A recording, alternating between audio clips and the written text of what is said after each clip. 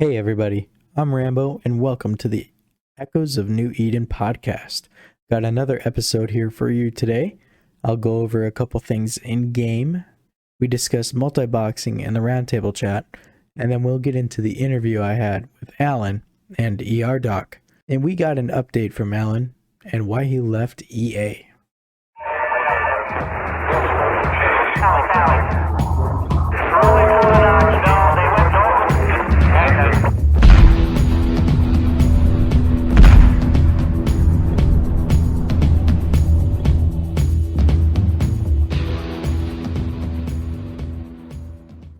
Couple of things real quick. I'm currently looking for corps that would like to sponsor this show. This allows them to have their very own corp ad on the show. I'm also looking for more topics for the roundtable discussions. I know some topics that I have received I have not talked about yet, but that it doesn't hurt to have more topics. Please DM me on my Discord if you have any topics to submit or if you're interested in becoming a sponsor. Now let's get to the game news. Nothing new for announcements this week. We still have the skill point distribution that they released on 4th of July, and those you have to manually claim your skill points every day. So hopefully you're remembering to do that. As far as patch notes, we actually had a pretty big patch this last. Let's see, when did this release? July 7th.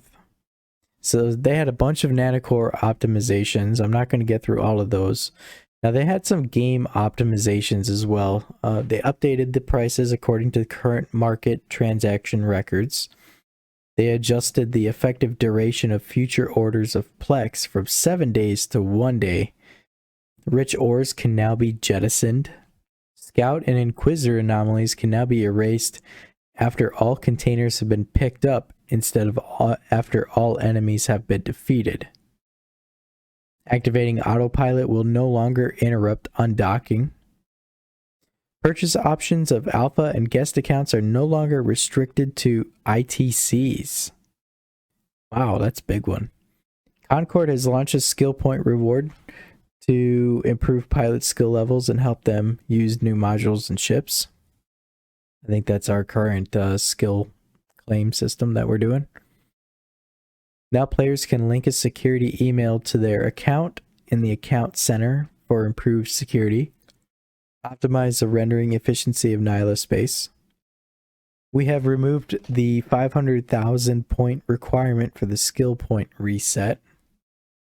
They changed the transport protection time of shipping containers from 90% of the total elapsed time to 75%, which means shipping containers that require 10 jumps or less to deliver guarantee a minimum of 15 minutes of transport time.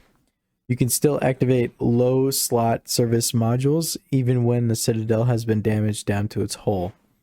Now there's some bug fixes. They fixed an issue where the market's delivery feature remained accessible after a player transitioned from an advanced account to a regular account.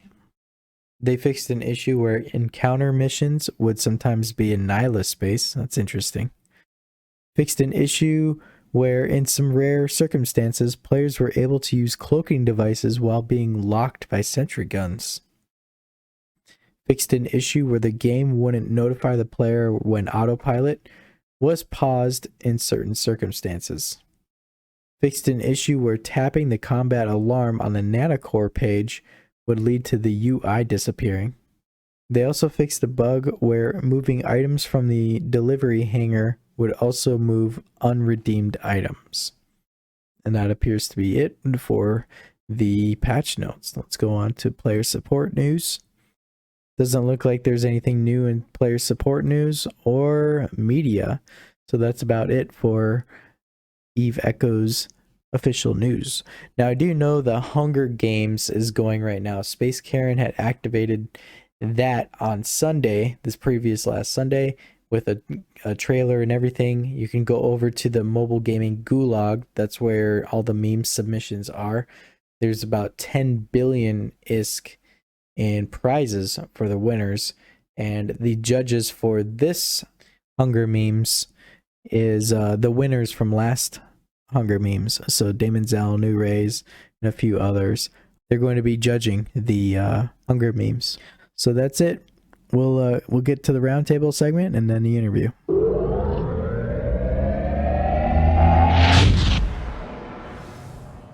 Welcome to the Eve Echoes Roundtable. This segment of the show, we will discuss an Eve Echoes topic provided to us by a fan of the show, chosen at random. Are you guys ready? Yep. Cool. Ready. Cool. First, let's do introductions. Today we got with us Lotera. What's up? Good evening. Did I say that right? Lotera? Is it Lotera? Latara. Latara. Okay. Latara. Okay. And then we also have Judge. What's up, Judge? Good evening, guys. And we got Mr. Kilroy with us as well. What's up? Hello, gentlemen. And Manav. What's up, Manav? What's up? Cheers, mate. Yes. Why does that sound weird when I say it? So awkward. Okay. Let's roll for the topic. And the winner is...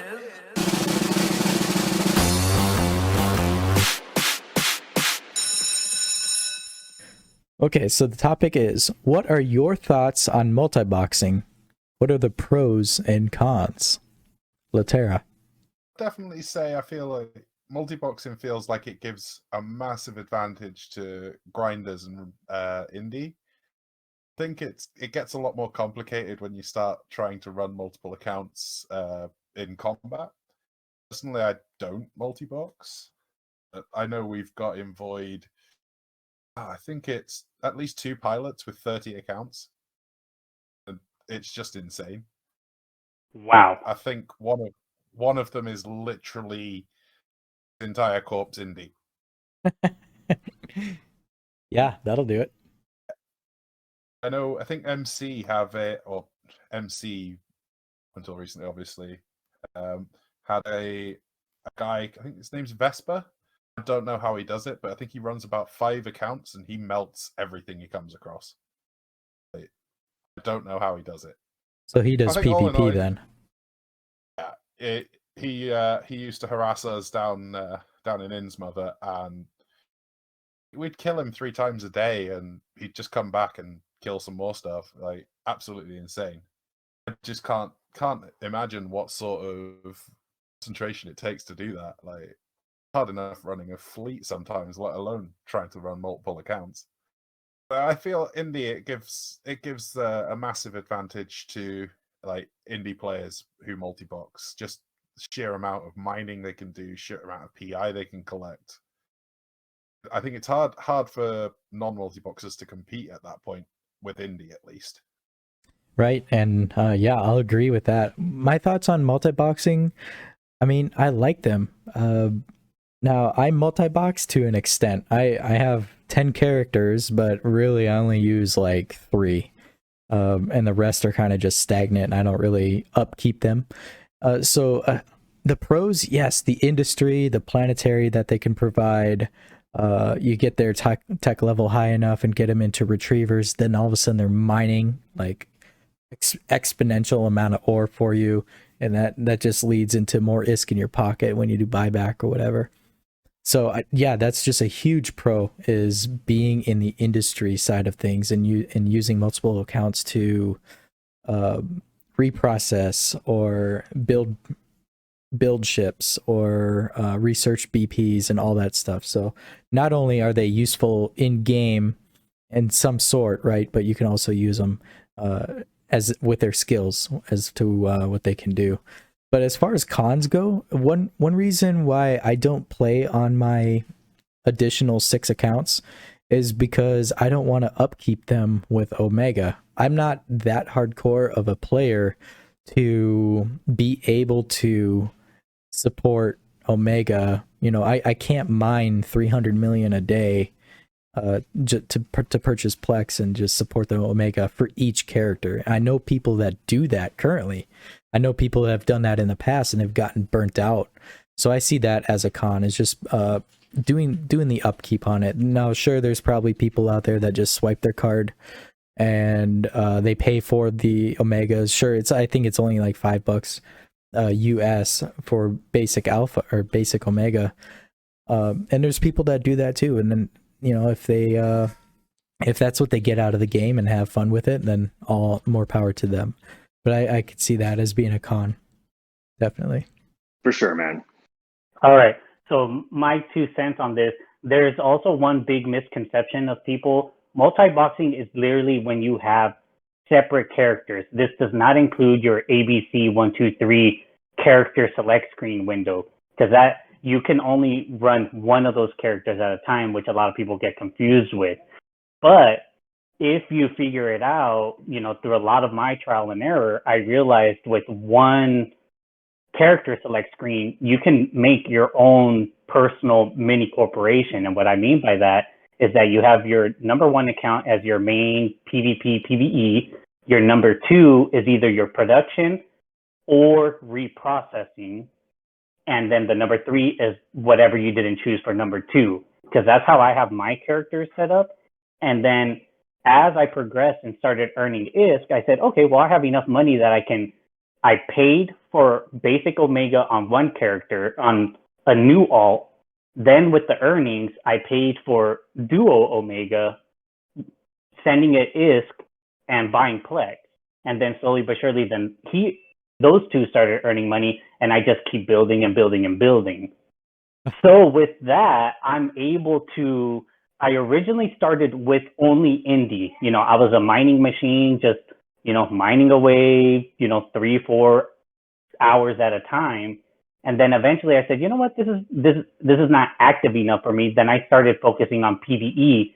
And someone mentioned it earlier that I started noticing that I was able to burn through T10 Inquisitors and even like T9, T10 Dead Spaces with my 3-4 battle alts. And I was like, okay, well, this is not, if I only can do this with 3-4 characters with 3 battle cruisers and an Amoa 2, either A, the difficulty of the game is very low, or fleeting is what shows the true nature of the game, which means group activities. Meaning, sorry to say, it really does feel that this game is not really solo type-esque, which leads to a subplot of the topic. Yeah, good point. I do feel like reason I don't want to multi-box myself is I enjoy the interactions with my fellow pilots. Void, we try and include as many people in content as we can. Feel like multi-boxing kind of takes a bit of content away from people who are running one account. Oh, I fully agree, because there are, I've noticed there are really 2 types of multi-boxers, and really it comes down to 2 different types of players. Is the ones when, say you're flying around your area or a new area and you see a special, but you already see some people in local and you say, hey, is anyone in this special? You either get 1 or 2 responses. Either 1, we're fine, we don't need any more people, or 2nd, which is me, I never deny anyone to come in. I will let you know what wave I'm in. Like, hey, I'm already on wave 5, but if you want in, come on in. Oh, well, if I lose out on 50% of my payout, there's going to be another special later on that day or tomorrow. It's not a big deal. I much rather share the wealth than to be getting that reputation of, man, this dude he always says he's always done, but like an hour later, I still see him in the same special, so he wasn't almost done.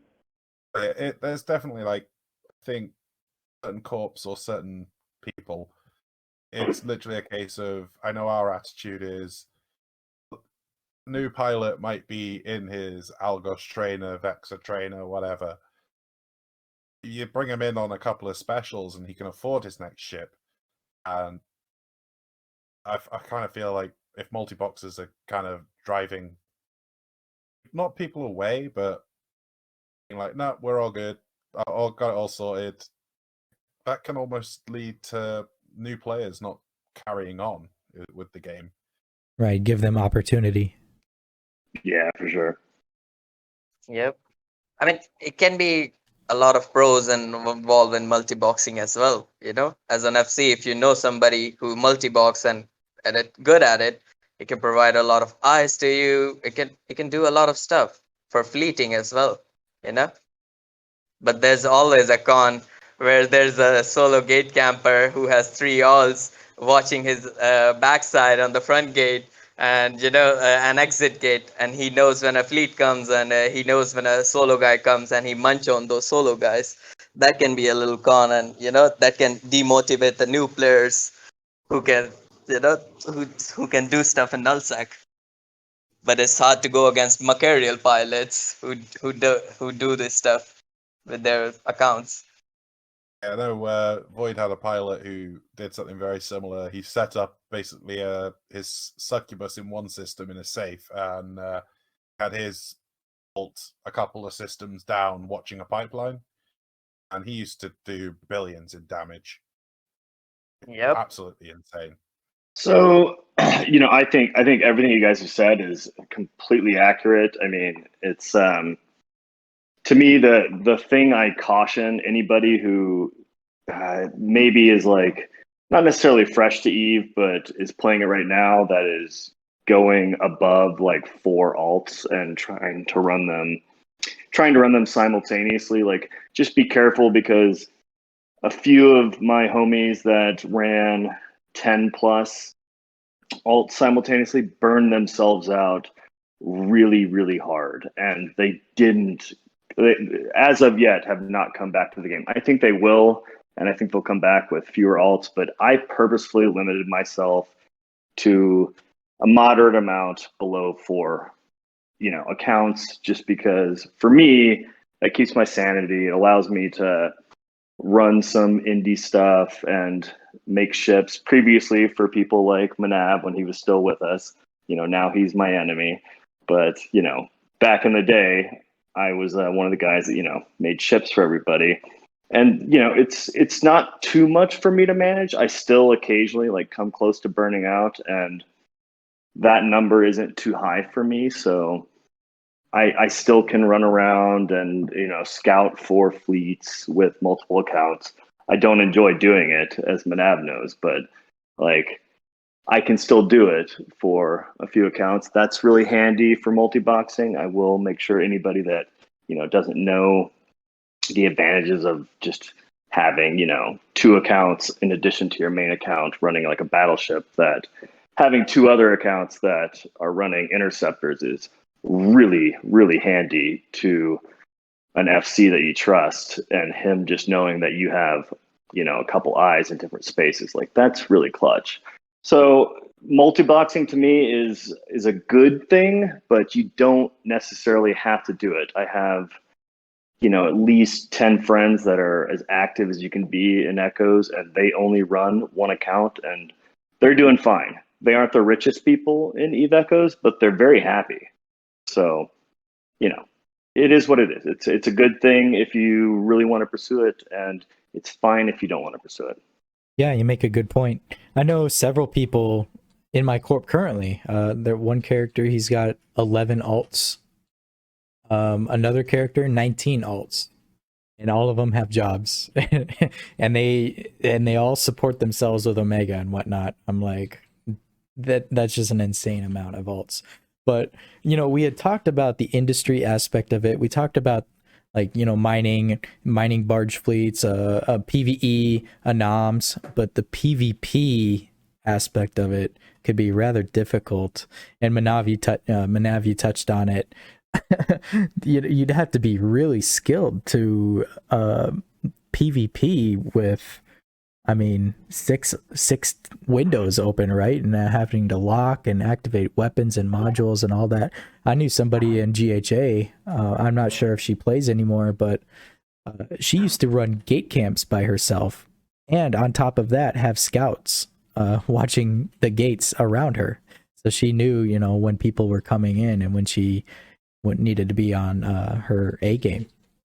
Yeah, so let me intersect on that point, because I originally, like how I said, I originally only started as indie/PvE, which only focused on non-player controlled people. So we know how the reactions and the targeting work with PvE mechanics. It wasn't until I built my Nightmare a long time ago and went out on a roam, which was a little bit further away from my normal hunting grounds, and I ended up losing it to who was it? I think it was FRA. And from there, it forced me to, because I never delved really into PvP. I'm not gonna lie, I was one of those that was like, okay, well, you know what? It's Saturday morning. I'm here with my kids. They're calling for a CTA. I'll just, not even log in. Why? I know I'm not going to be able to focus and this and that. But after that, that really forced me to not only learn PvP as a single player, but for me as a multi-boxer, I PvP with 6 windows. So I have my main, 4 DPS, and my guard. And what really helps is truly the things that drive actual CTAs, which is fleet focus, fire, fleet focus, lock. And that's how I've learned to really do it.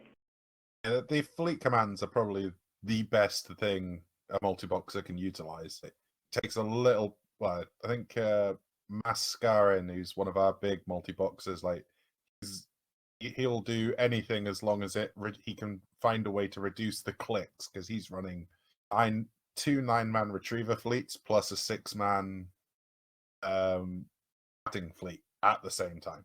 Nice. And if he didn't have fleet commands, he probably wouldn't bother. Yeah, definitely makes it easier. Manav, you have any additional thoughts? Yeah, multi-boxing can be useful a lot of times, and indeed it is definitely useful.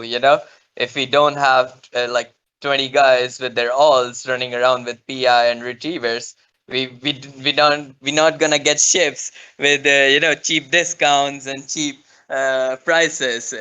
If it's like you only can run solo accounts, it's gonna be hell for the indie community or indie players.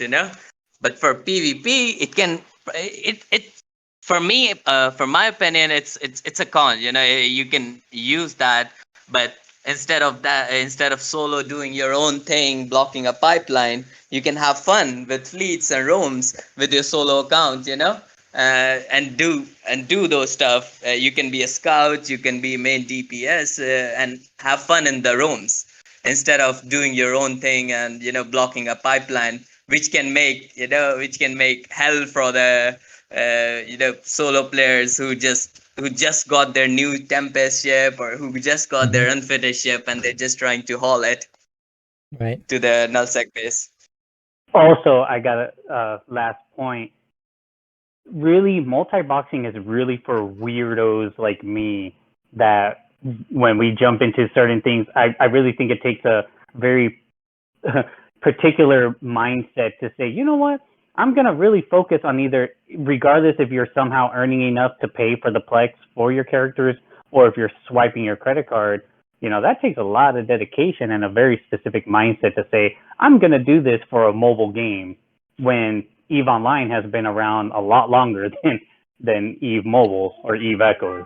Right. So it's not really for everybody, and it's not a necessary thing for anybody. Just like how it was said earlier, there are so many solo players that literally either, they're frigate mains or battleship mains, and they're wrecking with just that single player. Now, granted, they're not doing it solo. They're with a fleet, they're with a group, but through either their FCing or the FC that's directing them, they're wrecking. So it's just about finding your niche. And like for me, I like multi-boxing from, if sometimes the game offers so many different avenues of playing. Sometimes I'm like, you know what, I'm going to make 20 passes. How fast can I make 20 passes? Then next week I'm saying, you know what, I'm just going to roam and try to find as many specials as I can. And then some other times, and then I have my continual, you know what, I need to make 10 billion in ISK kill mills a week. So it comes down to that it's not, it is, you do not have to be a multi-boxer to be successful in these. It's, if you're able to, and if you're not multi-boxing now, then it's not for you. If you are multi-boxing, it's because you have that special mindset that, hey, I want to do this for this game because of whatever particular goals that you have. But you do not need to multi-box if you do not want to be successful in the game. Just play the game, fleet up, do your thing, and just enjoy the game. Right. And to wrap it up, I know we're getting on a time crunch here, so I'm going to wrap it up at that. That concludes this week's Roundtable Chat, and I shall see you guys next week for another topic to discuss. And watch out for them spies, because we didn't talk about that either, multi-boxers. Ooh. All right, good maybe topic. for another time. Yes, maybe for Sounds another. good. I think we could continue this for another episode. Yeah, sure. All right, see you guys. Thank you.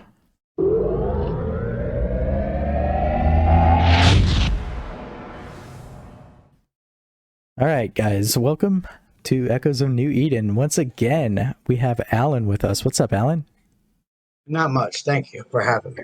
Awesome. I'm glad to have you back as a return guest. And then we also have ER Doc with us again. What's up?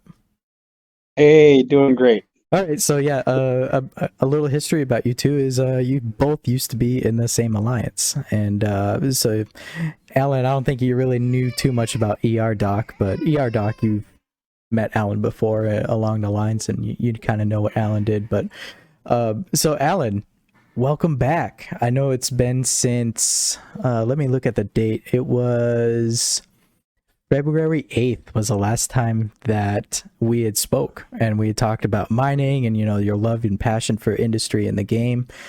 I know afterwards we got a GoFundMe for you. We got that going and got you a tablet. Man, tons of stuff has happened since our last visit. So tell us about, you know, what you've been doing since then. Well, I'm just trying to get myself back in the game. I've been sick for about a month and a half because I ended up getting food poisoning. But I've been always thinking about EA off and on because a lot of the problems I thought it was because I thought it was my fault because when I talked to a friend of mine when he left, then everything went downhill from there. That's why I thought it was my fault most of the time. So, well, I wanted to get maybe a bit more history as to, like, after we talked and you got the tablet, did that really help your game? And did it help you, like, play more? Did it help you get more involved with the community and whatnot? It really helped out a lot, and it still does. It makes it a lot easier for me, to be honest. So I remember back in the day when you would DM me, you know, just saying, hey, what's up? And, you know, I'd say, hey, you know, how are you doing? What's the update? And you had given me some, what's the right word for it? Some kind of hints as to that you weren't really pleased where you were. I think one being the war in the South, that's no longer going. But, you know, just being under attack constantly, you couldn't do your thing. Understandably, you were a miner for a majority of the game. Tell us about all that. Well, I'm not doing as much mining as I used to be honest. I'm basically helping other miners out off and on running security for them, is what I've been doing. Nice. I've got 3 ships that I use for security.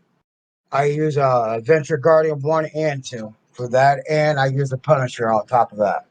Yeah, can't go wrong with the bombers. The Punisher I made it to be up and close in person as a tackler, and pretty much about it. Do you have any comment on the frustrations that you had while you were in, what system were you in over there? I don't remember the name of the constellation. It was part of QC. Aquarius, yeah. Yeah. So you ended up moving to HiSec. Yep.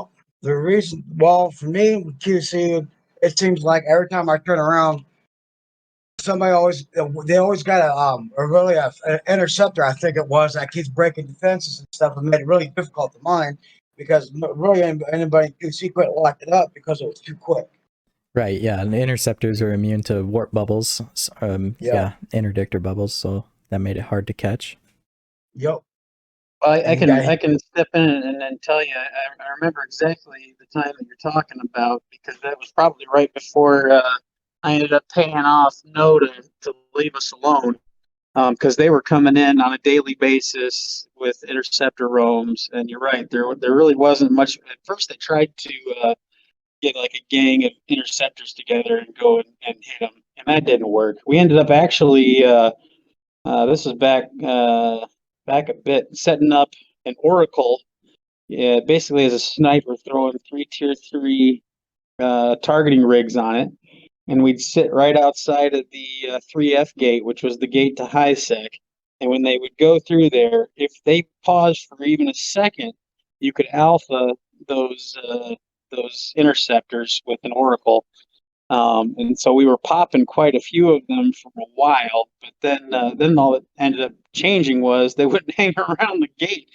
They would just pop into a mining belt or a cluster, hit the miners, and then they'd go fly around somewhere else for a bit. And then if they did hit a gate, it was just to pop through it. So you never really got a chance to hit any of them. There's sometimes I also help you guys with getting the intelligence, especially when people come down the pipe, guys even knowing it too. So. Yeah, this is all stuff I don't know. So, yeah. I mean, it's between you guys, yeah. Yeah. But you know, and I'll just step in again and say, you know, if you ever thought it was your fault, Alan, absolutely not your fault that we ended up moving. And in fact, you know, when I did my interview with Rambo, you came up. I don't know if you had a chance to listen to it or not, but it was definitely more of a, oh man, you know, yeah, I realized that I hadn't seen you in a while.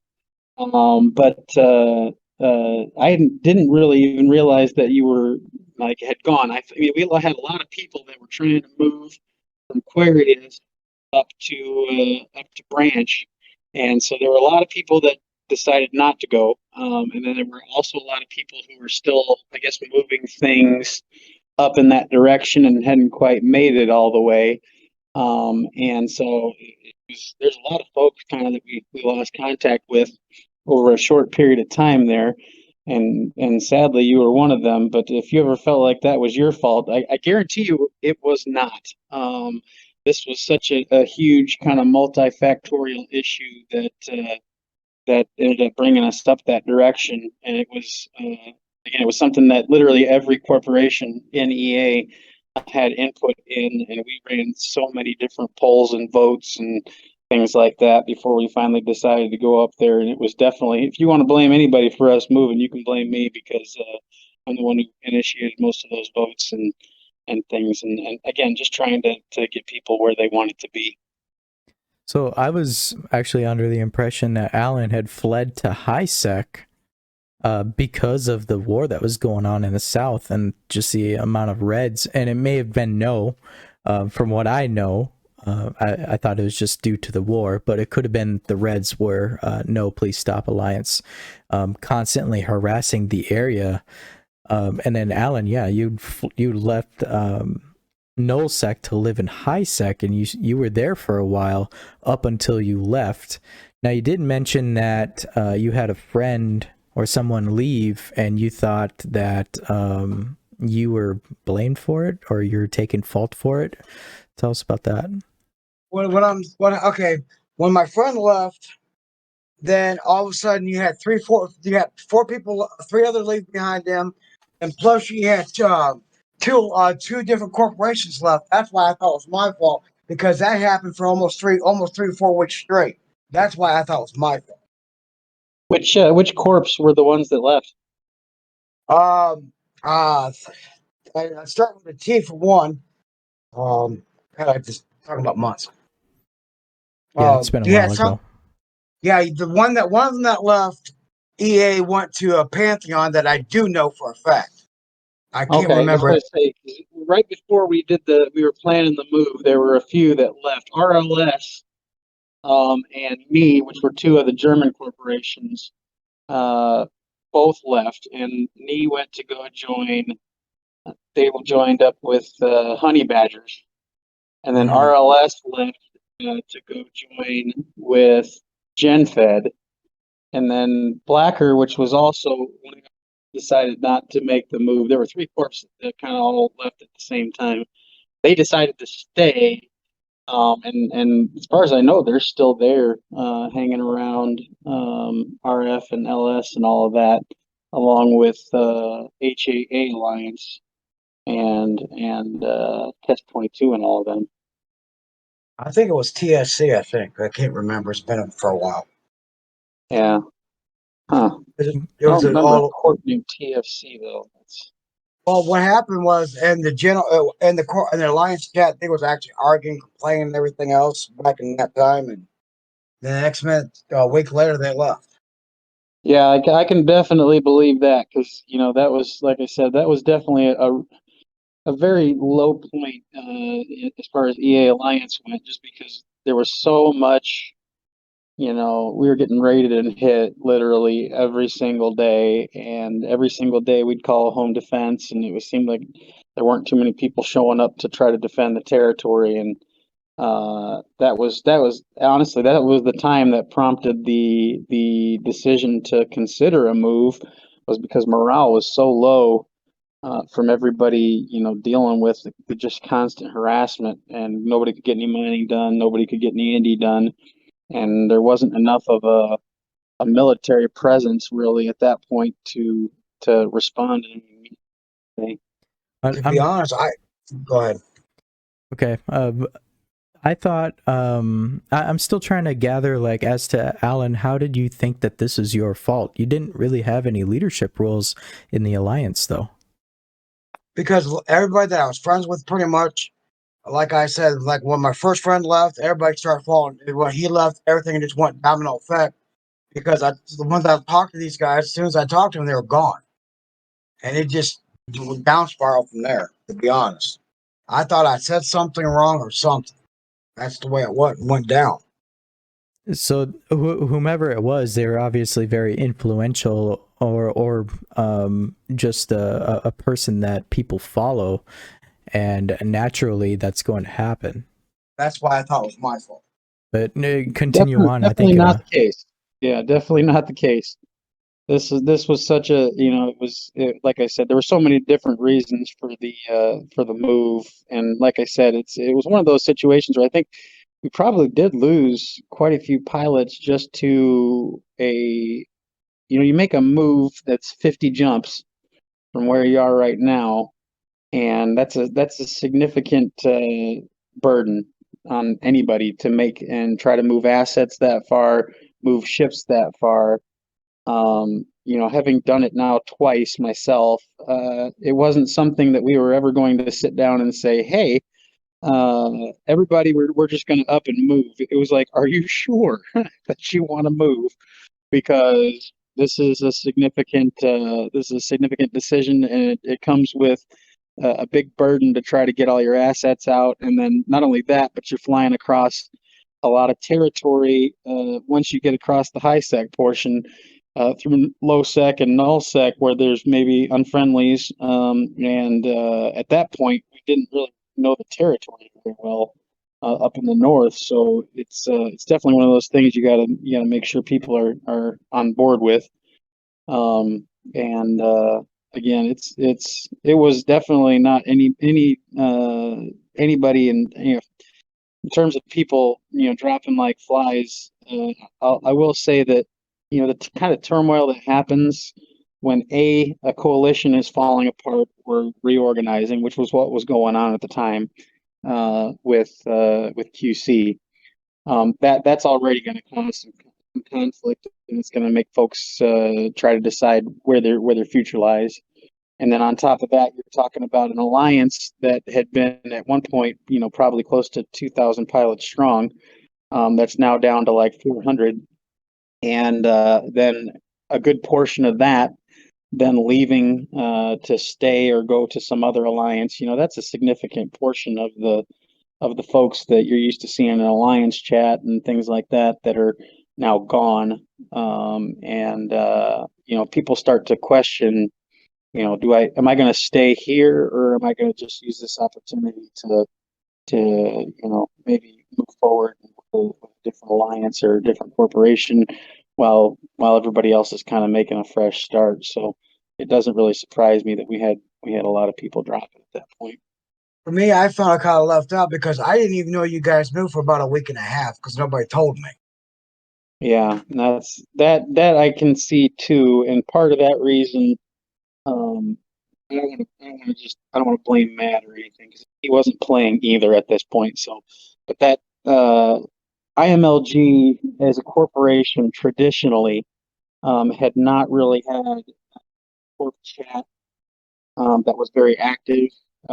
They were very much EA, and I know this for a fact because Olif, who was in IMLG, ended up coming over to ER and talking to us a lot about it. But for a while there was a definite kind of a leadership vacuum inside IMLG, just because Mad wasn't there actively playing, and a lot of the directors that were part of IMLG.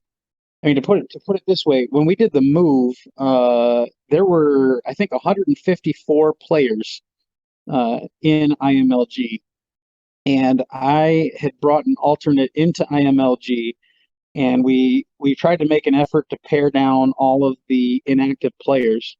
And so I asked all of the corps to take a look, and anybody who hadn't logged in a month, boot them. And so I asked Matt if I could go in and do the same for IMLG, and he gave me permission to. And IMLG went from 154 members down to like 54 overnight, just because about 100 of those were inactive players that hadn't logged in over a month. And among them were most of the directors, and there were still even some of the directors that were in there that we didn't remove at that time just because Matt thought they might come back. So I think that was, and we tried really hard to get as much information up into the Discord as we could to make sure everyone was aware of the move and things. But again, it's a big animal to try to move. There were still, at that point we had still 400 or 500 pilots, so we're trying to get everything out and then relying some on the corp leadership to get that information out to their pilots. And I think IMLG was one of those that just had kind of a leadership vacuum at that time. That's understandable. So, Alan, did you talk about any of your frustrations that you had while you were in IMLG? Well, the people that I usually talk to about it were gone, so I didn't know who to turn to because I didn't know if I had friends or not. Because like every time I had people that I helped me with the game or somebody I could always turn to, every time I tried to talk to them, they're actually was part of a different corporation, so we couldn't really talk to them about certain things. So that's the problem I ran into. That's interesting. Yeah. Well, understandably, you had a lot of friends in the EA, and a lot of people helped support the GoFundMe that was going on, but you still seemed like there wasn't anybody to really talk to, huh? No. Just like ER had said too, is a lot of people ended up getting kicked just because of inactivity. So you could have been seeing that.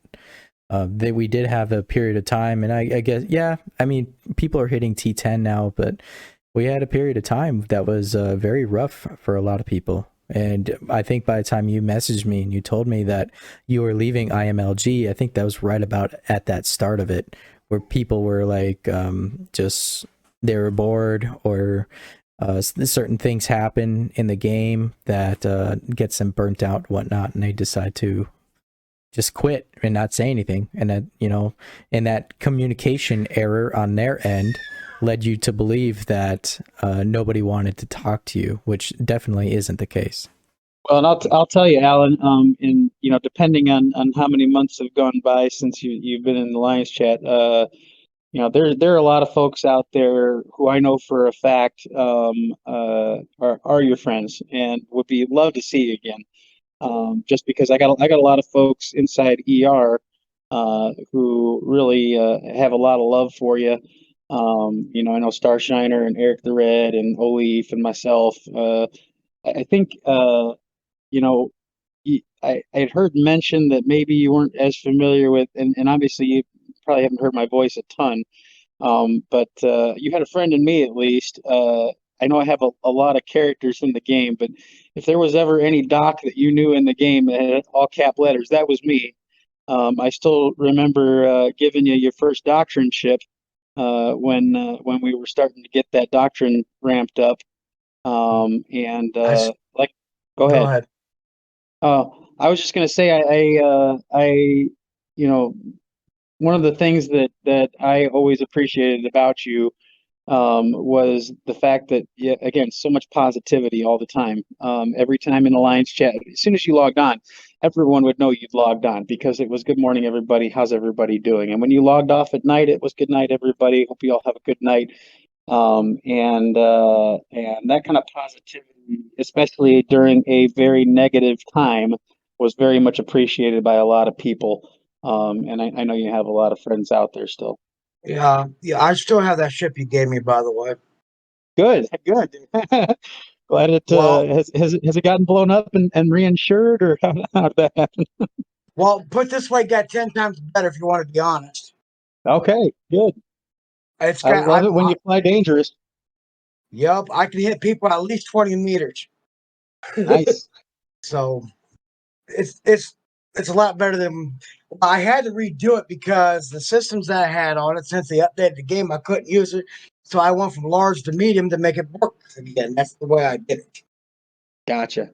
See, during that time when I left EA, I was going through a lot of personal problems, and I'm still going through it. I'm just going to be honest here. My milk addiction got 10 times worse. That's another reason why I left EA, because I didn't want to bring somebody down with me because of it. Because I know there's going to be times I couldn't play because of that reason. And it's something me and my Yeah. girlfriend has to deal with because we just don't know how long I'm going to be around because of it. What we're running into. So what's going on, to get you guys an idea? I have a bone in my throat that's actually moved since the last time I talked to you guys. That moved 4.5 inches on me. So for me, it's hard to eat and drink and stuff like that without choking on. That's why you hear me cough sometimes. And I'm sorry to hear that, man. Yeah, sorry to hear that. That's tough. I just thought I'd let you guys know what's going on because I think it was right to let you guys know. Thank you. Yeah, it's definitely, you know, I worry about you, not only in the game, but, you know, personally too. You got people out there that care, and, okay, personal lives are personal. I understand that. But in a community such as the one that we have and are part of, there's a lot of people that can help. I may not be able to drive to your door and help you, but I can try my best to, you know, put you in a good mood. And there's tons of people out here that could do that. Right. See, Nothing makes me feel better than going and blowing up some ships and stuff. So, you know, you've always got friends that'll be there to help you. And if you need somebody to fly wingman, that's what we're here for. Right. See, most people, when they play a game, they look at it straight up like, normal. For me, when I play like e-vehicles, I'm actually looking at a 45-degree angle because my head actually sits on my shoulder and I can't lift it up. Yeah, that's a definite challenge to overcome, and the fact that you can do as much as you can with that challenge in front of you, that's actually one of those things that I'm sure a lot of folks look at and go, man, I thought I might have had some challenges in my life, but I can see this guy, he's overcoming even bigger challenges than I am, and I'm sure it encourages a lot of people. And I'll be honest with you, it wasn't for my girlfriend, I'd be at a nursing home right now because I can't do nothing for myself, to be honest. Can't, like when I said I got no feeling in my hands and can't close my hands, can't walk or anything. And if I eat like anything I need for dinner that has to be cut up, she has to do it. And I used to go out to restaurants. I quit doing that because people used to stare and kind of laugh because I used to I got put silverware between my fingers when I drop it. People just stare and start talking to themselves about it sometimes. Right. Oh man, that's definitely some challenging stuff to be dealing with, and the fact that, again, I'm going to go back to the same thing again because I knew a little bit of this, and then I suspected a little bit of it. Just the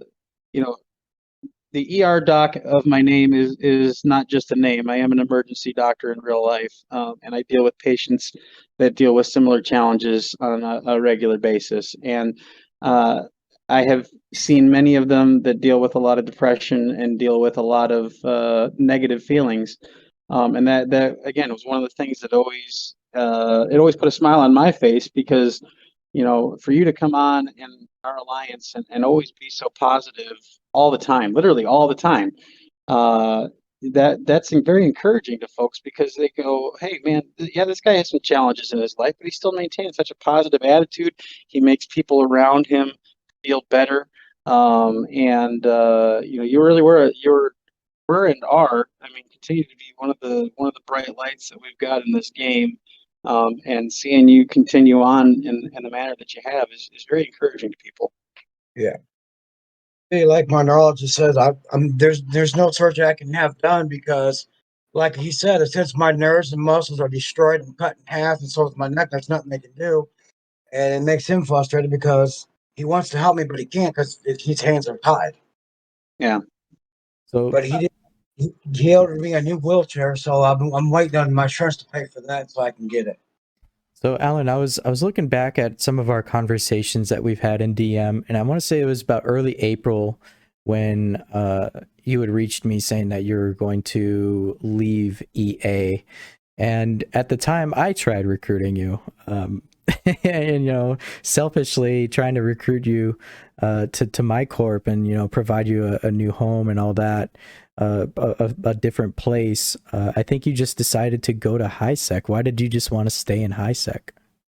Well, because my heart was on too much stress, I wanted to calm it down because being hit all the time and down there, and so my heart was always, my blood pressure was running about 170 over 100 sometimes, and I had to figure out to calm it down. That's the main reason why I'm in high set. So it was stressful. Yeah. Yeah, I can vouch for that. I'm pretty sure my blood pressure was 200 over 120 most of the time. Stresses of trying to deal with all these people that are having the same exact stresses that you're talking about. Man, that I don't blame you one bit. That was probably one of those times where a lot of things were done. Desperation, desperate times call for desperate measures, and we definitely did some things out of desperation back then. Yeah, but these are also two different stress levels. Alan, as a line pilot, was getting the stress of having to watch local all the time and constantly get attacked and all that. But then Doc, you had the management, the officer level type stress of getting all the complaints and then having to do actions, whatever you needed to do. Yeah, how to fix the problems. Yeah. And I guarantee you there are, going to be people listening to this interview and nodding their heads up and down going, yeah, I get that 100%. It's just, it's just like you had it seemed like over 100 people trying to attack us in one day. So like if I get up at 4:00 in the morning, if I don't go to bed about 8 or 9, I see people coming in our system left and right. There's not really much get anything done if you wanted to. And then sadly, sad to say, but even with the move, things didn't really get much better. We had a period for about a month or two there, maybe, with some relative peace. And then that's when the Fireflies kind of made their resurgence into Branch, and now it's very similar to how things were in Aquarius there. That being said, there's something to be said for being forged in fire. You go through that once, and then the second time you get to it, it doesn't really cause quite as much stress, although it definitely is taking its toll. Yeah, it happens. Yep. Yeah, and especially with the new update coming out. With the new update coming out, they can scan anybody. That makes it 10 times more dangerous. The potential of being more dangerous is there, but I think it was just more dangerous for low sec rather than null sec. Null sec got the hit because all these people's outposts all of a sudden became visible, and being able to get locked down and found and whatnot. And but as far as like actually getting scanned down by enemies, nothing's really changed in null sec by that. Well, you don't have to go fly to every nom to figure out where that nightmare is ratting. You can just scan him down and go pop him. Yeah. Since then, Alan, you have joined TSGI Corporation. I understand they are a industry corporation. Correct. And you're still with them? This was back in May when you told me. Yeah, I'm still with them. I do when they do mining operations, I do a lot of security for them. If somebody jumps down on them or something like that, I put the bubble up so they can stay safe, and while the other security members takes the threat out. So do you like that group? Is that a relative good group? Do you talk to them? Are you on their Discord? How are they? I talk to them every day. They treat me the same amount of respect, and it's pretty good actually. Like they said, personal life comes first, the game comes second. That's what their motto is. I like that motto.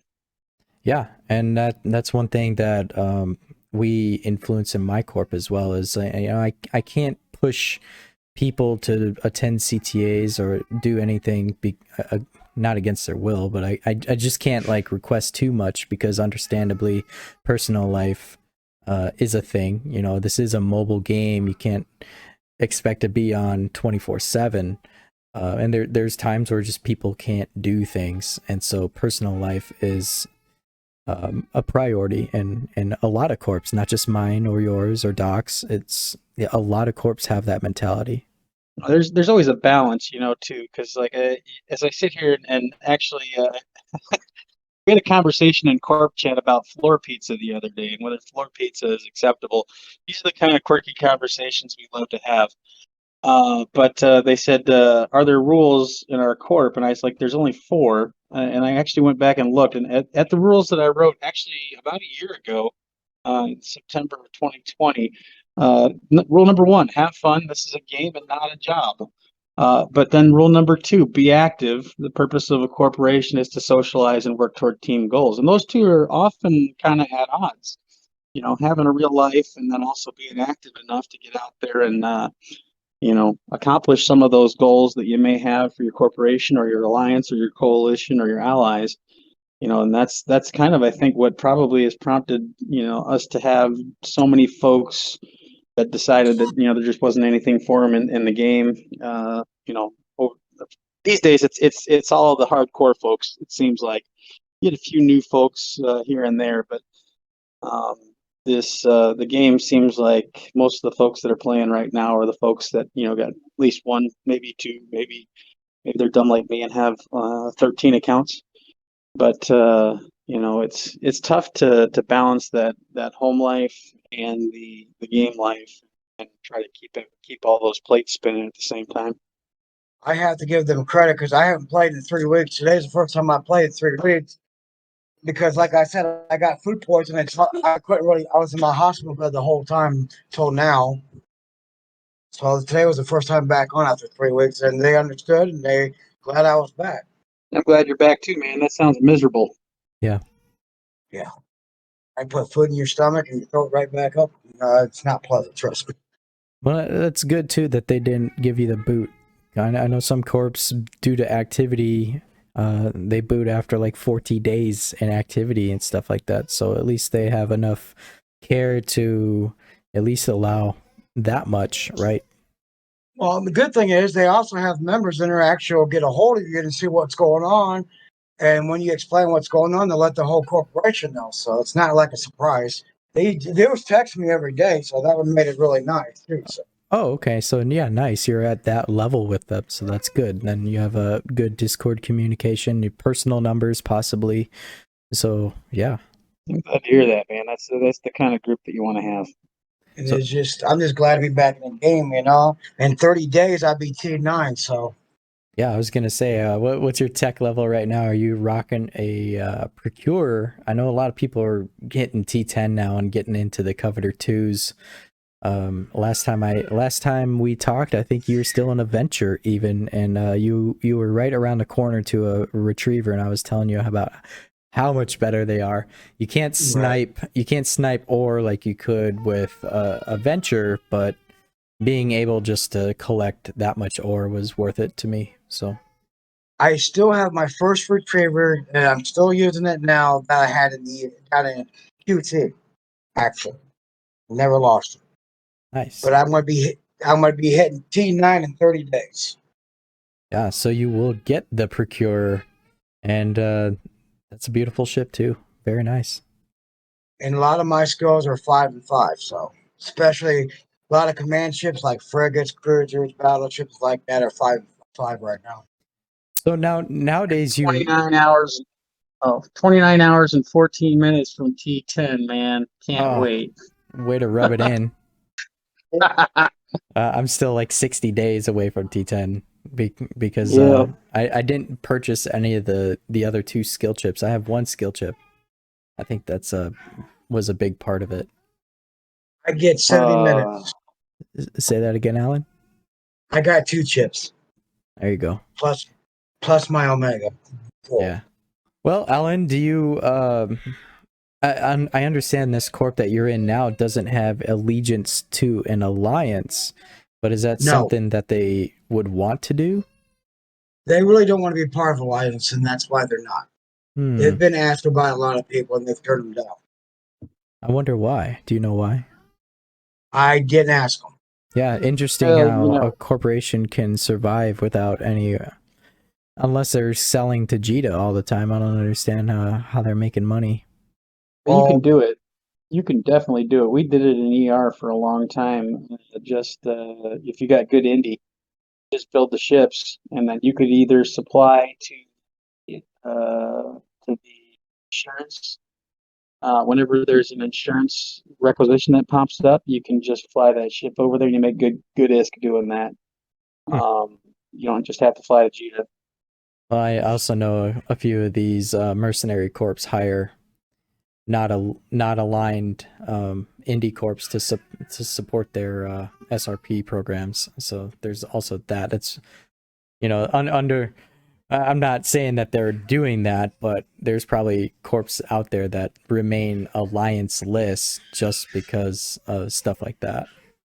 They don't want anything. As soon as you pick a side, you're picking your friends, but you're also picking your enemies. Right. And if you stay a neutral corp, you can pretty much pick and choose anybody, and you can have a kind of a mishmash, I guess, for lack of a better term, of allies, and then just you're risking being neutral to a lot of folks. But there's a lot of pilots that still like that idea because the game's so big right now, man. I mean, you got the big alliances.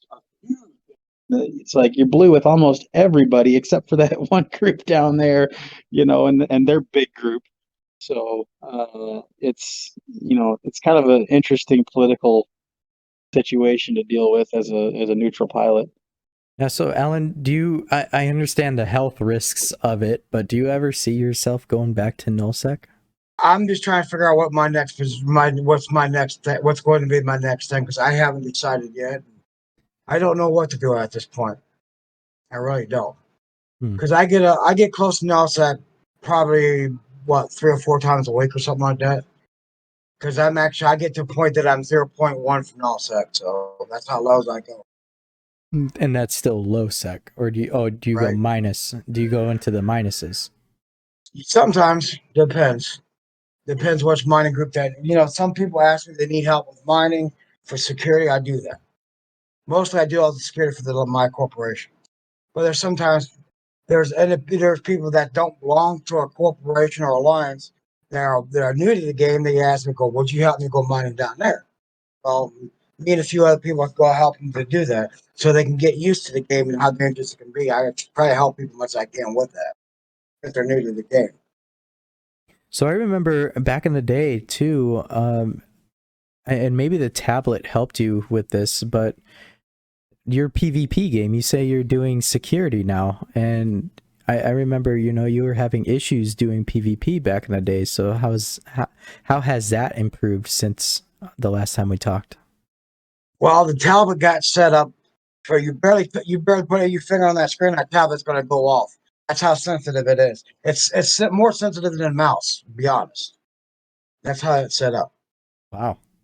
So then that just makes your ability to press the commands on the screen that much easier. Yep. Yeah, because I remember that was the issue back in the day on your phone. It wasn't taking the commands. And yes, I have got my first kill, by the way. That was about a month ago. Nice. How much was that worth? I was like almost $1 million or something like that. Because what I did, I went down, walked on him, I tackled him. The other 2 guys he wasn't there very long. So I had a neutral come into my system yesterday.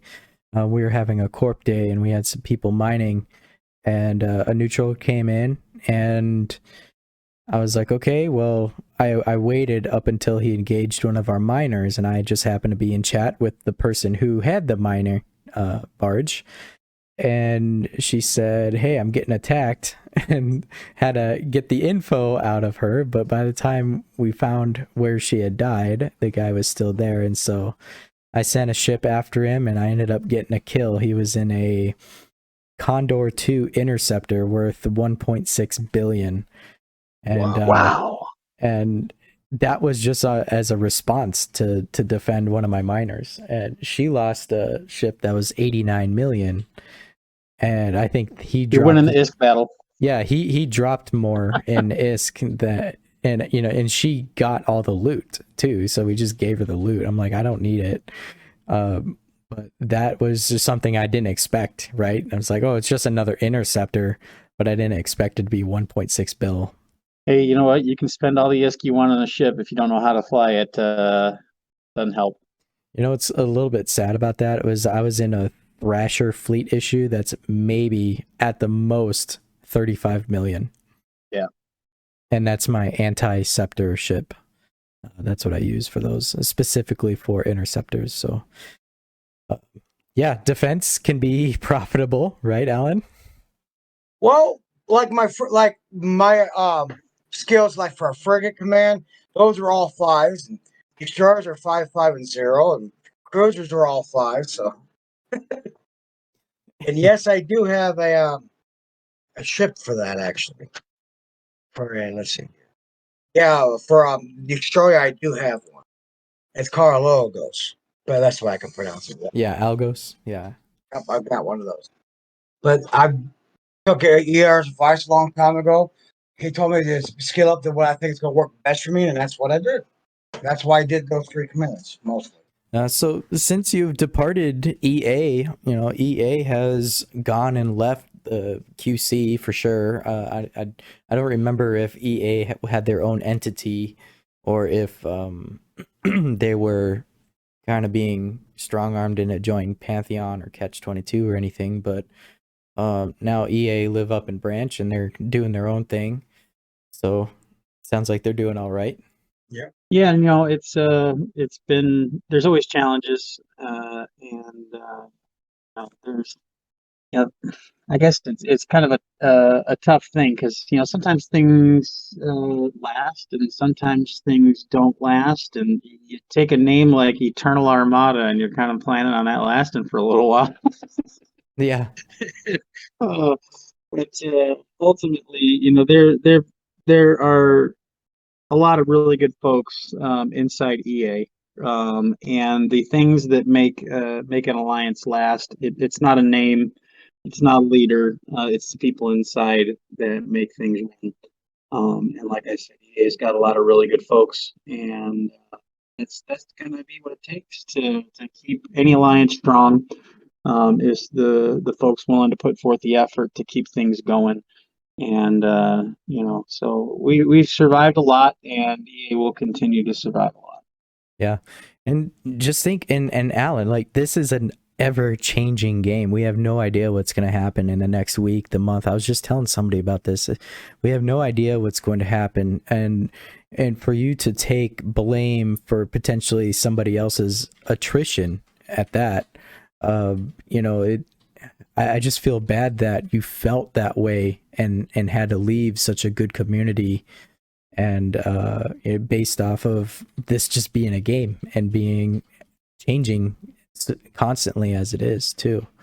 So, but that instance, like ER was saying, he had actually tried his best to mend as many. He tried to relieve as many players as possible when No was attacking them by paying them off, even, you know, out of his own pocket, and just trying to keep people happy, and that was his ultimate goal. But by that time, Alan, I think you had already left, or maybe not. Maybe you hadn't left yet, but I don't know. When they moved, I left a week and a half later after I found out they left. Because nobody told me anything. I didn't see nothing on Discord or nothing. So it was a big surprise to me when I found out they left. I was like, okay, what did I do? I was thinking to myself, because I must have really did something wrong since I was never told about it. Wow, that must have been terrible, man. I can only think that the chat must have, if you were there a week after we left, the chat must have gone to the point where maybe some of those, hey, we're moving posts. We did so many of them on Discord. We were still, I mean, even as of like, I think a week ago, we were still doing like flights from Torinos in LoSec to branch because folks were still hadn't moved all their stuff. So I know that that it's kind of like you're like, hey, where'd everybody go? That had to suck. It did. It really did. I had no. To this day, I still don't know where your guys at because nobody's ever told me. And nobody, I asked what's going on. So we talk to you later about it. That's all I heard. Huh. Well, I'm Oh, sorry. I'm sorry, buddy. That is really crappy. The The main answer to reason that why, question is we were in branch and we've been kind of pushed back to Declan a little bit, but we're right in the middle of yet another war with the Fireflies up in the eastern side of branch. I just thought I did something wrong since somebody told me what was going on. Nah, you're cool. Yeah, I don't think that's at all the case. Just people left. You mentioned that your friend left, and then people followed and all that. Yeah, it happens. The weird thing of it all, when he left, everybody started following him. That's exactly what it seemed like to me. Because that's what I seen. You already know who he is. If you want me to tell you, I'll tell you. Well, Say it. I was gonna say I think I know the name. When Insidious left, it seemed like everything went downhill. That's what I've no, that's and that was fair too, because Insidious, like I mentioned to Rambo during my interview, I mean, a lot of the infrastructure that EA had, he built, and Insidious is my friend too, and I still talk to him, and I know he's quit the game and he's been pretty busy with real life too. But you must have been one of the other ones that he messaged, because he said he was only telling 3 people that he left, and one of them was me, and one of them must have been you too. Well, he texted me. Yeah, he told me. I knew. He texted me before he actually left. After he got done talking to me, that's when he left. Gotcha. Yeah, you have somebody who's been so involved at the highest levels of leadership in an alliance leave, you're going to have some folks leave too. That's the way it's going to go. And that's why I thought it was my fault because of that. Yeah. No, and Insidious would tell you the same. Not even close to your fault. Have you talked to Insidious since he's quit the game, Alan? 3 months ago, 2-3 months, something like that. That's the last time I heard from him. Text him and see what's up. That's if you have his personal phone, or at least Discord. DM him and see what's up. I know the last time I talked to him, he was moving from New York to California, but he was going to Maine to see his folks, and he was going to head out to California because he got a new job. Yeah, I would say reach out to him and give him the update, and not only on the game but in your personal life, and he'll calm you through it. And Insidious is a great guy. I've talked to him too multiple times, and he's very influential and just a good person in general. Right. I'm messaging him right now as we speak, saying we're talking about him. So Alan, what do you foresee in the future of your gameplay? I understand you're going to be hitting T9 soon. Stay in contact with us and make friends in the galaxy, and hear what's going on. Keep up with the news. What's your plans for the future? Right now I'm in the crossroads because I don't know which way to go. And to be honest, I really don't know. That's confusing for some, but I just don't know where to go from here. Actually, the people I played with, I miss a lot of them, and it just seems like sometimes you get torn in half and stuck at a crossroads. You just don't know which way to go. Right. That's where I'm facing now. Well, I'm trying to think of ideas as to, like, your new corp. Do they not have like events, or are you just like how active are they for you to be able to engage with them? Well, they're very active. That's not the issue. They have events all the time. Yes. Okay, so this is more personal, like what you're going to do to either assist them, or just your game in general. What you are going to do. You're stuck. Exactly. I'm in the process, don't know what to do. There's some things I miss and some things I don't. When you're stuck like that, what do you do is the question. And that's what I have to ask myself. And I just don't have an answer. Well, don't take a leadership position. Yeah, good advice. You know, for that period of time where I'm a T9, so like right as soon as T9 hit and I got my T9 chips, I don't really have anything to do. Now that I'm getting closer to T10, I bought some blueprints, and now I actually got goals again to be able to build the ships that I want, and you know, to mine for them and get the planetary and do buyback and all that to be able to get those ships on top of my duties in the corp.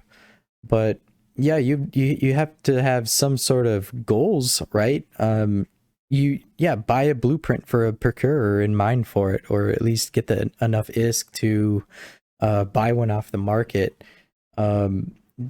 Expand your PvP experience. You know, there's still plenty of stuff to do. I don't buy my blueprints, I build them. Well, there you go.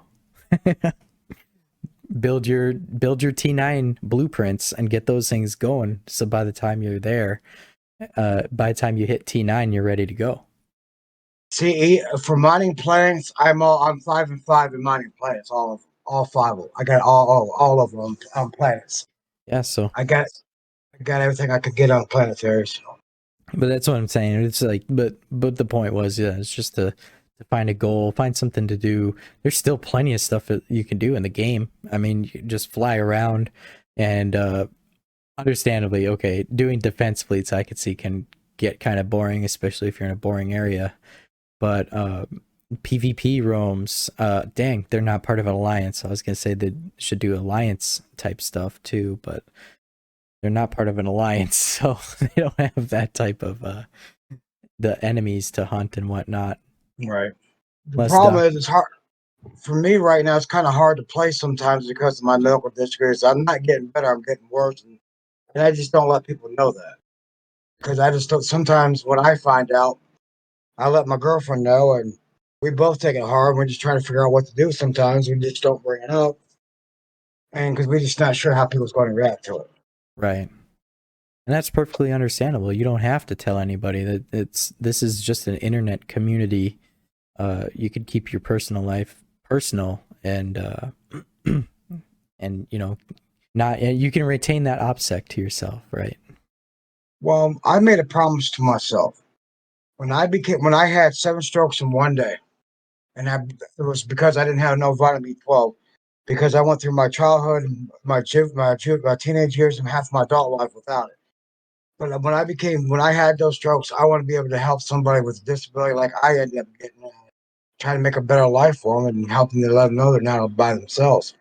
And then, like I said in my last interview, if it wasn't for her, I won't be playing e-vehicles. I'm just telling people, if you got a disability, you can play the game the same way as I can. Put your mind to it, you'll be all right. That's what I'm trying to be an example for somebody they can look up to and learn from. If they got questions or anything like that, then get a hold of. Because the more you think about your disability, the more you're going to bring it down. You always keep something going on in your life so you don't less think about it, you're going to be fine. Right. Well, we got to be wrapping it up. I didn't really have any agenda or anything to, talking points to go over, Alan. I just wanted to get an update from you, make sure you're doing all right, to talk about, your departure from EA. And thank you, Doc, for coming in and getting some of the background to Alan about that. And, I hope that we, all three of us, can maintain good communication with each other. And, Alan, and keep me updated as to what you do in the game. I'm always available. You could always talk to me. Doc, I'm sure he'll open his DMs to you in that sense as well. So if you guys got any shout outs or anything you want to add to that, and then we'll call it a close. Yeah, one quick shout out, and part of the reason that I mentioned that EA has been through so much and is going to continue to be through a lot. I guess kind of weird timing, but I'm actually going to be stepping down as the leader of EA effective tomorrow. So with plans to bring ER Corp, my corporation, into the Silent Alliance. So this is a shout out to every single one of us that have been deciding. You guys have been fantastic brothers in arms, wingmen. And I appreciate all of you so much and all the accomplishments that EA has had, and I'm very proud of all of you. Alan? I just want to say thank you, Doc, for this conversation. Cleared a lot of things up. I appreciate it. Glad we could clear it up, man. I'd hate for you to be spending this time thinking that you did something that's miserable. Yeah, I'm sorry that you felt that way and cleared it up. Yeah, and yeah, I'm just glad that we cleared that up, because even to my knowledge, I had no idea that you thought you were at fault for anything that happened in the game when that wasn't the case. So Just to let you know how I felt, especially when you didn't know anything about it for a week and a half. Didn't nobody tell you anything about moving, nothing. Just like a big old surprise. And now I understand why. Tearjerker of a show, Rambo. Hugs all around now. Hugs all around. Awesome, guys. Awesome. Well, we'll wrap it up there. I got another thing to attend, and thank you guys for being on the show again. Yeah. No problem. Nice to have you. Y'all have a great day. Fly safe. Fly safe.